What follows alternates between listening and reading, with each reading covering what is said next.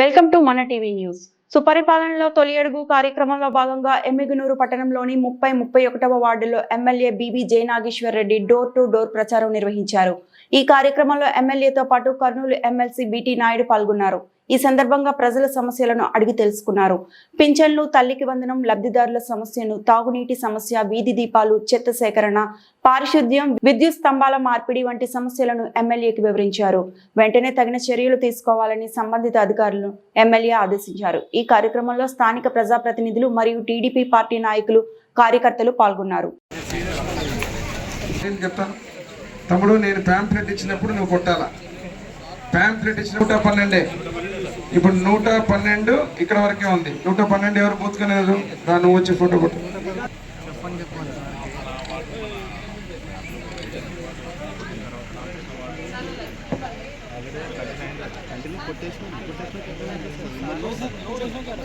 Okay, ఎప్పుడు పెట్టారు అది హౌసింగ్ లోను? అవన్నీ ఇంకా ఈ జగన్ వచ్చి మొత్తం నాశనం చేసినప్పుడు కొత్తగా పెట్టాలా? హౌసింగ్ ఎవరు చూస్తున్నారు? దాని అమ్యూనిటీస్ ముందుకురా. ఇప్పుడు మన ప్రభుత్వం వచ్చినాక 3 ఇచ్చాము ఇన్స్ట్రక్షన్స్. ఏమి ఇచ్చాను చెప్పండి? ఒకటి 2.0. 2.0 అంటే ఏంటి?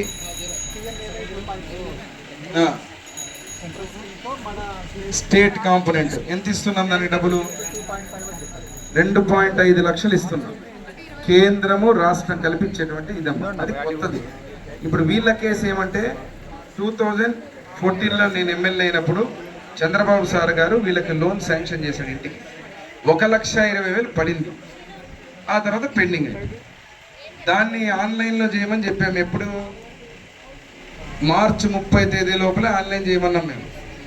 మన ప్రభుత్వం వచ్చినాక ఆ కుటుంబానికి ₹1,00,000 ఇస్తామని చెప్పాం. ఇప్పుడు వీళ్ళది ఆన్లైన్ అయిందా లేదా? ఈడ మా నాయకులు కూడా చెప్పాలి, వీళ్ళు కూడా. మీరు చెప్పారా లేదా? ఆన్లైన్ అయిందా లేదా?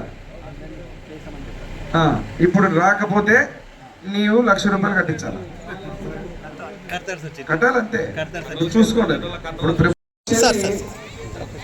జగన్ అనే వ్యక్తి మాట్లాడే మాటల్లో 3 ముక్కలు వస్తాయి. ఇప్పుడు ఒకటి మోసము, 2 అవినీతి, 3వది గొడ్డలి పెట్టి.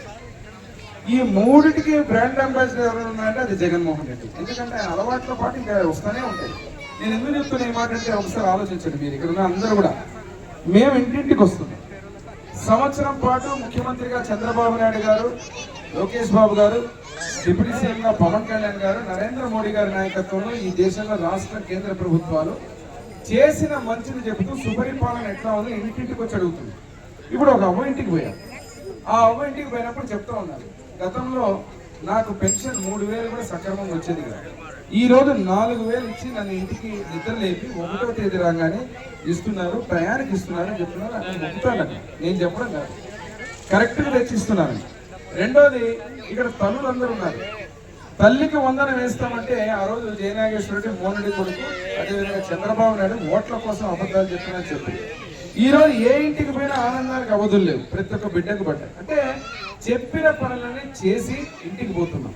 ఇంటికి పోయి వాళ్ళు వివరించి చెప్తుంటే కళ్ళకు కట్టినట్టు ఈ ఆనందాన్ని తట్టుకోలేక ఇంకా జగన్ ఏం చెప్తున్నాడు? విషయం కట్టుకున్నాడు. నేను చెప్పిన 3 పదాలు. ఎవరయ్యా మోసం?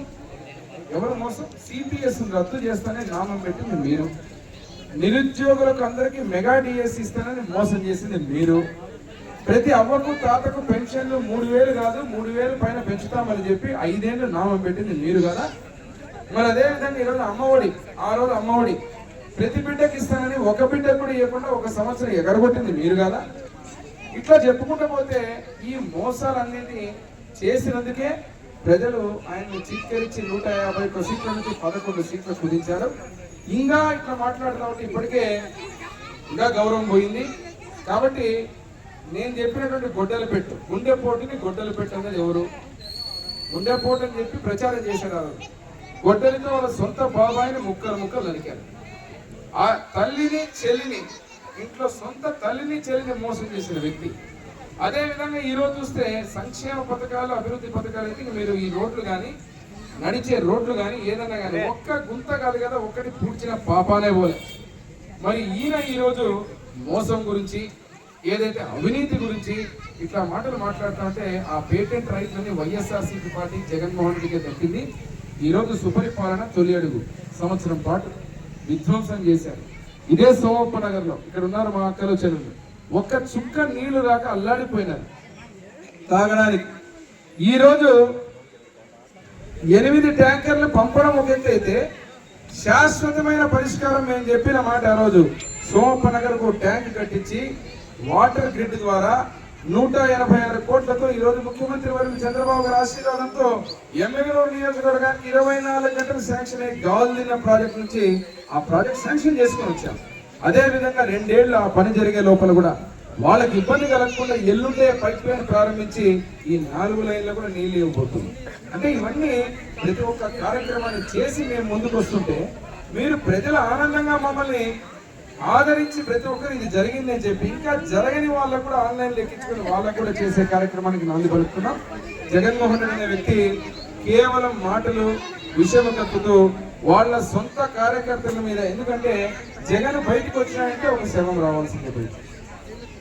మీరు గుట్కా బ్యాచ్లు ఎవరైతే ఉన్నటువంటి గంజాయి బ్యాచ్ని పరామర్శించడానికి వస్తారు, నీ సొంత వాహనం కింద నీ చక్రాల కింద మీ అభిమాని ఒక దళిత అభిమాని సాంబయ్య అనే వ్యక్తి చనిపోతే ఆయన పరామర్శించడానికి పోకుండా ఆయన పిలిపించుకుంటాడు. అంటే ఈ సంస్కృతి చేపడం వాళ్ళ ఇంకో గమ్మత్ ఏమంటే రేపు జగన్మోహన్ రెడ్డి 2.0 పరిపాలన చూపుతాడంట. ఆ 2.0 పరిపాలన ఏంటంటే రప్ప రప్ప రప్ప ఎగిరేసి నరుపుతాడు. ఇది కాదు ప్రజలు ఆశించేది. రేపు ప్రజలకు మీరు వస్తే ఏం మంచి చేస్తారో చెప్పాలా, ఏం అభివృద్ధి చేస్తారో చెప్పాలా, ఏ సంక్షేమం చేస్తారో చెప్పాలా. ఇవన్నీ పక్కన పెట్టి వాణ్ణి నరుకుతా, వీని చంపుతా, వీని దోచుకుంటా అని మీ భాషను బట్టే మీ ఆలోచనలు ఎట్లున్నాయో, వైఎస్ఆర్సీపీ పార్టీ ఆలోచనలు ఎట్లున్నాయో అర్థమవుతుంది. ఇప్పుడు కానీ అటువంటి కక్ష సాధింపు చర్యలు మాట్లాడుతున్నారు కొంతమంది. ఆ కక్ష సాధింపు చర్యలే చంద్రబాబు నాయుడు గారు అనుకుని ఉంటే ఈ పార్టీకి వైఎస్ఆర్సీపీ పార్టీ మాయమైపోయింది. ఆలోచనలు ఎప్పుడు లేవు. చట్టం తన పని తను చేసుకుంటూ పోతాను. మీరు తప్పులు చేశారు, చట్టం తన పని తను చేసుకుంటూ పోతాం, అంతే తప్ప ఆ ఆలోచన లేవు. ఒకటే, ప్రజలు విశ్వసించి మాకు ఓట్లు వేశారు. వాళ్ళ సంక్షేమం, వాళ్ళ అభివృద్ధి చేయడం మా బాధ్యత. ముఖ్యమంత్రిగా నారా చంద్రబాబు నాయుడు గారు ఈరోజు మా శాసనసభ్యులందరినీ కీర్తిశేషులు నా తండ్రి బివి మోహన్ రెడ్డి గారి సంస్కృతి ఇంటింటికి వచ్చి పలకరించారు. ఈరోజు మేము మళ్ళీ ఇంటింటికి వచ్చి పలకరిస్తున్నాం. ఈ కార్యక్రమాన్ని దిగ్విజయంగా మా లోకేష్ బాబు గారు సాంకేతిక పరిజ్ఞానాన్ని ఉపయోగించుకొని చేసిన పనులను, చేయాల్సిన పనులని చెప్పుకుంటూ ఇంటింటికి తిరుగుతూ ముందుకు పోతున్నాం.